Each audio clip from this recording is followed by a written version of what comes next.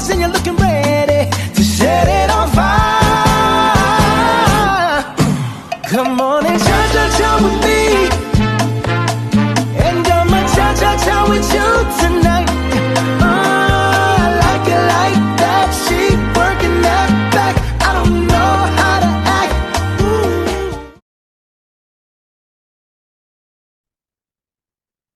Assalamualaikum warahmatullahi wabarakatuh. Selamat pagi Bapak Ibu Dewan Direksi PT Media Indonesia. Kami dari tim Finance Accounting bersama saya Alfian Fahri dan rekan-rekan saya di divisi Finance Accounting yaitu Kak Alfia Rahma Aulia, Kak Epifania, Kak Helen Janus, dan Kak Widya Ningsih ingin mempresentasikan mengenai analisis kami terkait dengan Strategic Managerial Accounting Report, The Balance Scorecard sebagai perspektif dan digitalisasi akuntansi. Sebelum kita membahas lebih detail, ada 3 keputusan yang kami minta disetujui oleh Bapak Ibu Dewan Direksi sekalian. Ini bukan sekedar laporan akuntansi, melainkan rancangan operating model untuk mengendalikan biaya dan kinerja perusahaan. Yang pertama, yaitu kami meminta untuk disetujui terkait adanya rencana adopsi sistem ABC, menggantikan sistem tradisional dalam penetapan pricing produk kita. Ya, kenapa ini penting? Ya, penetapan metode ABC atau Activity Based Costing itu sebagai dasar penentuan pricing dan evaluasi profitabilitas agar lebih jelas adakah biaya-biaya produk yang sebenarnya under costing atau adakah biaya-biaya produk yang over costing, sehingga kita bisa lebih tepat objektif kita untuk tiap-tiap produk agar menghasilkan margin yang lebih clear, lebih jelas, dan lebih bisa dinilai secara objektif. Kemudian, dalam penerapannya, kita juga berharap akan ada investasi bertahap. Untuk apa? Untuk mulai membangun kepemilikan Videotron sendiri. Tidak lagi sewa Videotron. Ya, tapi kita tidak ingin membuat segitu banyak dalam waktu yang bersamaan. Kita akan gunakan satu unit sebagai pilot project-nya. Lalu ketika kita nilai satu pilot ini apakah berhasil atau tidak, tentu dengan basis KPI yang jelas, barulah kita melakukan proses scale up jika memang sudah sesuai dengan apa yang kita rencanakan. Lalu, yang ketiga, kami juga ingin membentuk BSC plus digitalisasi, yaitu menjadikan balance scorecard sebagai sistem kinerja formal, bangun cloud accounting, lalu otomatisasi setiap prosesnya. Nah, apa outcome yang kami tuju, yang kami ajukan ini, outcome-nya adalah untuk biaya yang lebih transparan, lebih dihitung sesuai dengan produk yang dihasilkan, sehingga keputusan bisa lebih cepat karena adanya digitalisasi dan otomatisasi. Margin bisa lebih sehat, ya, dan pertumbuhan lebih terkendali. Baik, next. Mengapa ini penting? Karena setelah kami analisa, masalah utama sebenarnya bukan kurangnya data, Bapak Ibu. Data kita itu lengkap, semuanya ada, tetapi cara kita dalam menggunakan data itu perlu diperbaiki. Kondisi laporan menunjukkan 3 titik kendali yang saling terhubung. Yang pertama, ternyata ada cost distortion untuk tiap-tiap produk. Tarif overhead tunggal yang dibagi rata itu justru membuat produk kompleks itu lebih beresiko menjadi under costing. Sementara produk yang sederhana itu ikut mensubsidi biaya-biaya dari produk-produk yang kompleks tadi, sehingga dampaknya produk yang kompleks akan dijual atau di pricing dengan harga yang tidak semestinya, under value. Itu yang harus kita nilai ulang. Kemudian ada tactical blind spot, di mana keputusan sewa versus memiliki Videotron tidak jelas, karena kita tidak tahu nih, mana yang lebih relevan, mana yang punya margin lebih baik, ya, karena kita tidak menghitungnya saat ini. Maka saran kami, kita hitung ulang ya.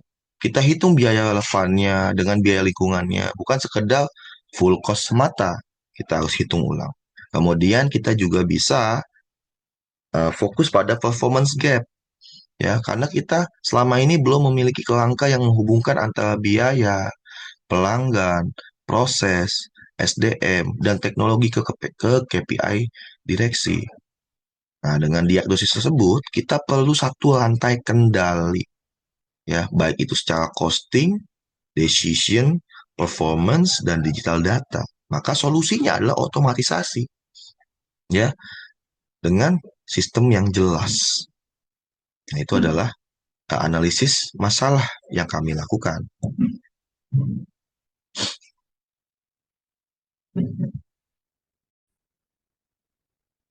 Baik, pada slide ini kita dapat melihat bahwa perusahaan tidak seharusnya membebankan biaya overhead secara rata-rata atau menggunakan metode tradisional kepada seluruh produk.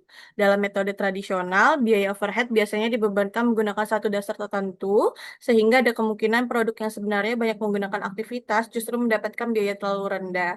Sedangkan produk yang menggunakan aktivitas lebih sedikit mendapatkan biaya terlalu tinggi. Hal ini menjelaskan bahwa penggunaan satu tarif overhead untuk seluruh produk dapat menyebabkan distorsi biaya. Metode tradisional membebankan overhead secara rata-rata, sehingga ada produk yang dibebankan terlalu tinggi dan ada yang terlalu rendah. Di sini kita dapat melihat tiga produk utama dari perusahaan, yang mana ada Billboard dan Videotron. Metode tradisional menghitung biaya kedua produk ini lebih rendah daripada konsumsi aktivitas yang sebenarnya. Ini berbahaya karena perusahaan bisa menetapkan harga jual terlalu murah dan merugi tanpa disadari. Lalu ada angkot branding yang mana metode tradisional membebankan biaya overhead terlalu tinggi pada layanan ini. Dampaknya harga jual bisa jadi terlalu mahal dan kalah bersaing di pasar. Dengan metode ABC, biaya overhead dialokasikan berdasarkan aktivitas yang benar-benar dikonsumsi oleh masing-masing produk. Dari hasil perhitungan, terlihat bahwa biaya billboard dan videotron menjadi lebih tinggi dengan metode ABC, sedangkan angkot branding menjadi lebih rendah. Oleh karena itu, penentuan pitching sebaiknya didasarkan pada konsumsi aktivitas masing-masing produk, bukan hanya menggunakan rata-rata overhead.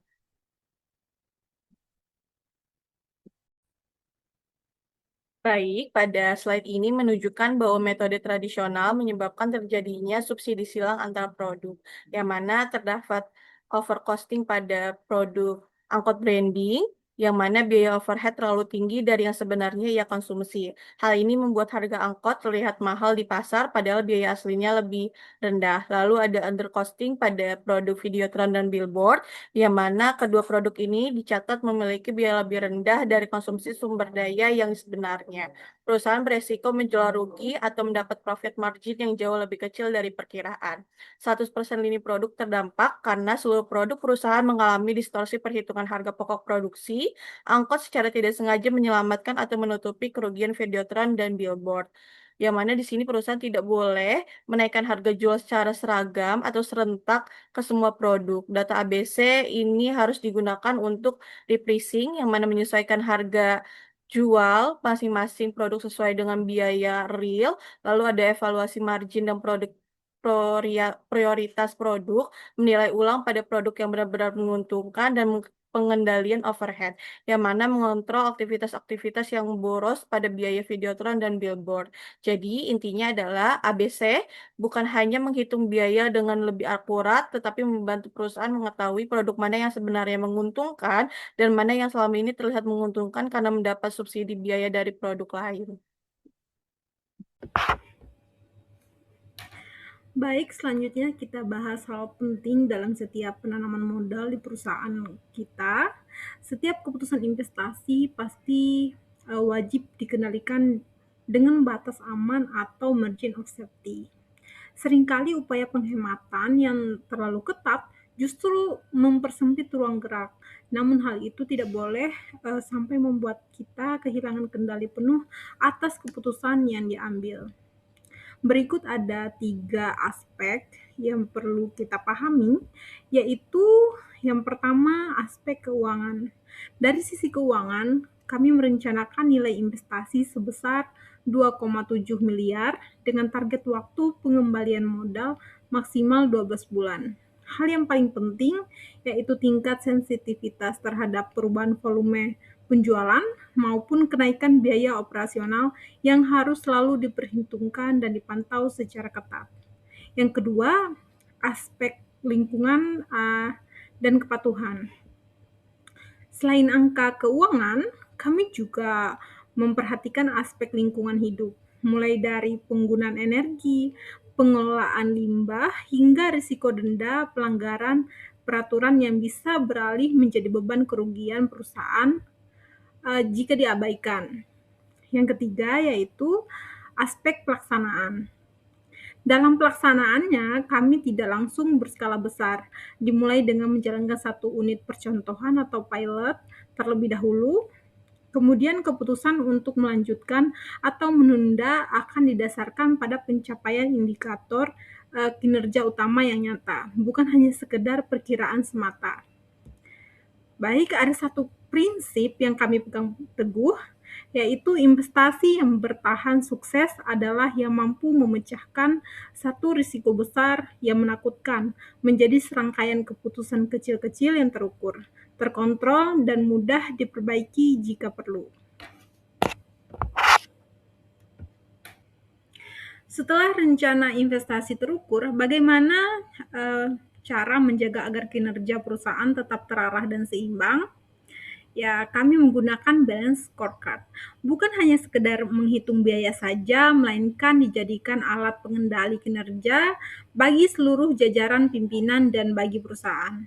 Konsepnya menghubungkan hasil yang ingin dicapai secara keuangan dengan faktor-faktor operasional yang menjadi pendorong keberhasilan tersebut. Baik kita dapat lihat dari 4 sudut pandang, yaitu yang pertama keuangan.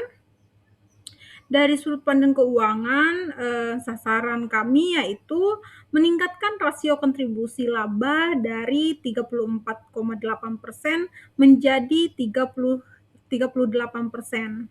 menaikkan pendapatan sebesar 10%, serta menurunkan titik impas hingga 5%, agar perusahaan lebih cepat meraih keuntungan.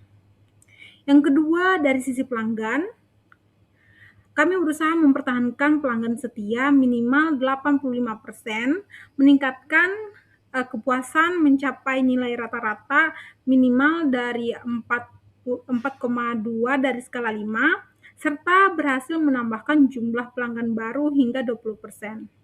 Yang ketiga yaitu dalam proses kerja internal, menyelesaikan laporan biaya berbasis aktivitas dalam waktu maksimal 1 hari, menekan selisih biaya tidak terduga hingga 50.000 menjadi 0, sekaligus meningkatkan efisiensi waktu pengurusan izin hingga 20% lebih cepat dari sebelumnya.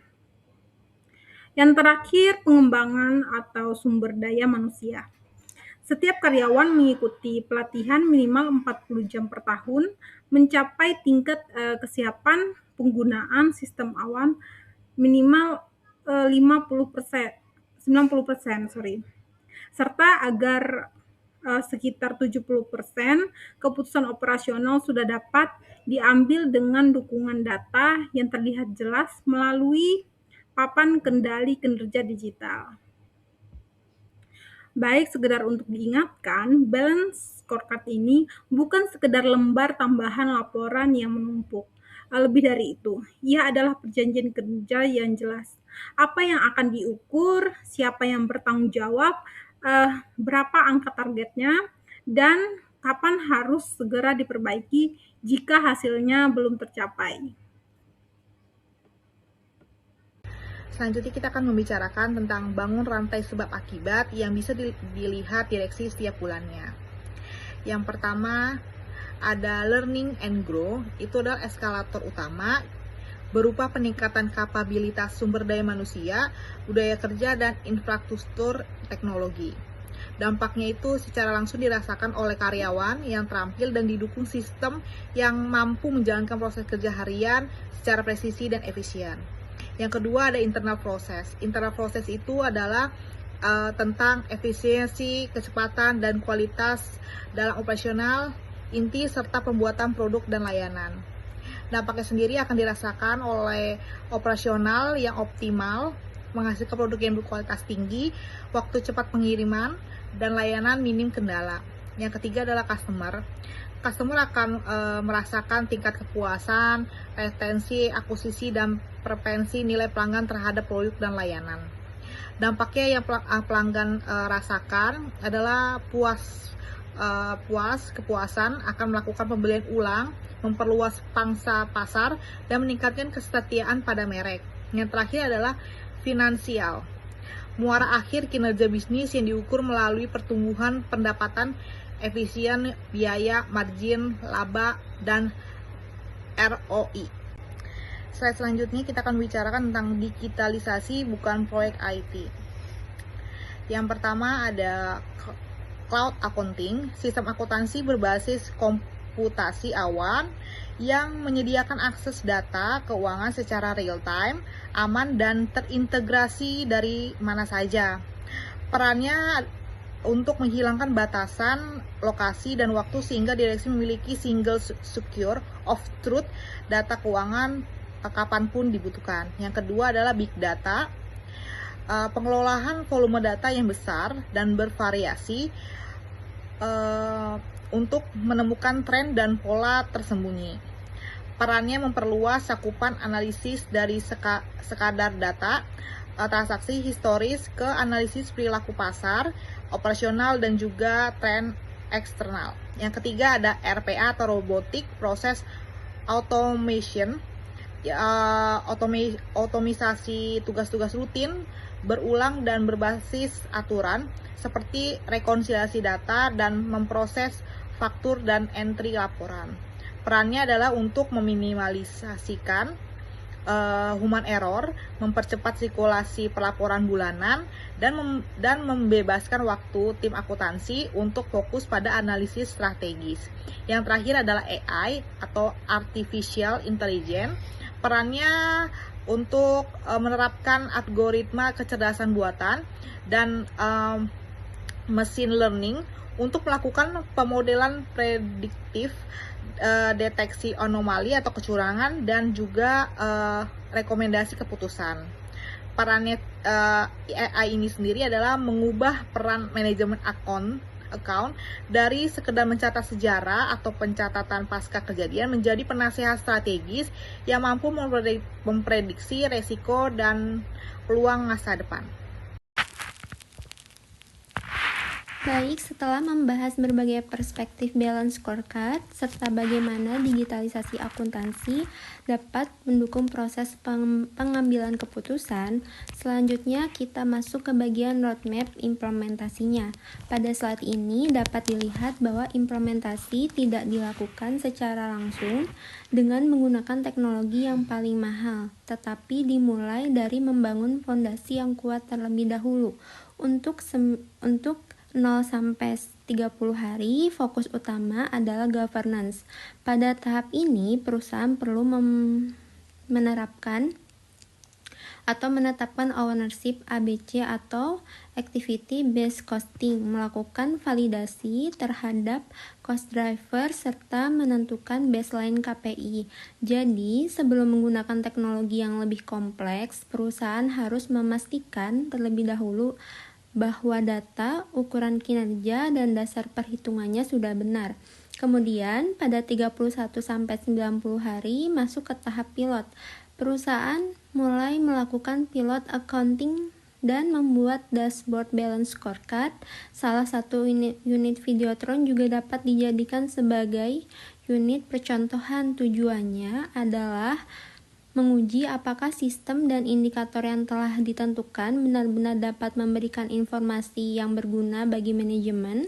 Selanjutnya, pada 91-180 hari, masuk ke tahap scale atau pengembangan. Jika tahap pilot sudah menunjukkan hasil yang baik, proses tersebut dapat diterapkan secara lebih luas, termasuk proses yang repetitif, monitoring menggunakan IMA, serta evaluasi terhadap kesiapan scale up pada Videotron. Jadi, prinsip utamanya adalah setiap fase harus menghasilkan bukti.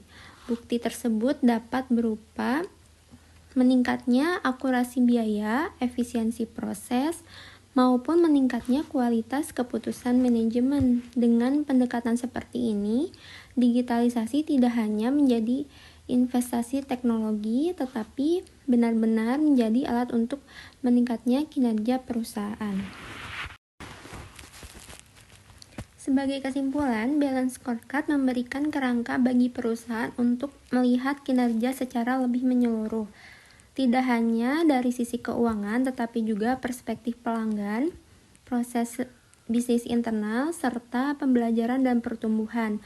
Dalam konteks digitalisasi akuntansi, balance scorecard dapat diperkuat dengan pemanfaatan data dan teknologi sehingga informasi akuntansi menjadi lebih cepat, akurat, dan relevan untuk pengambilan keputusan. Namun, tidak seharusnya dimulai hanya karena perusahaan ingin menggunakan teknologi baru. Yang lebih penting adalah memastikan terlebih dahulu bahwa proses data, indikator kinerja, dan governance-nya sudah memiliki fondasi yang kuat. Dengan demikian, dapat kita lihat bahwa strategic managerial accounting bukan hanya tentang menghasilkan angka, tetapi bagaimana angka tersebut dapat menjadi dasar manajemen dalam mengambil keputusan yang tepat. Harapannya melalui penerapan yang bertahap ini dan berbasis bukti, perusahaan tidak hanya menjadi lebih efisien secara operasional saja, tetapi juga mampu mengungkapkan atau meningkatkan kualitas keputusan dan mencapai tujuan strateginya. Demikian presentasi yang dapat kami sampaikan. Kurang lebihnya mohon maaf. Terima kasih. Assalamualaikum warahmatullahi wabarakatuh.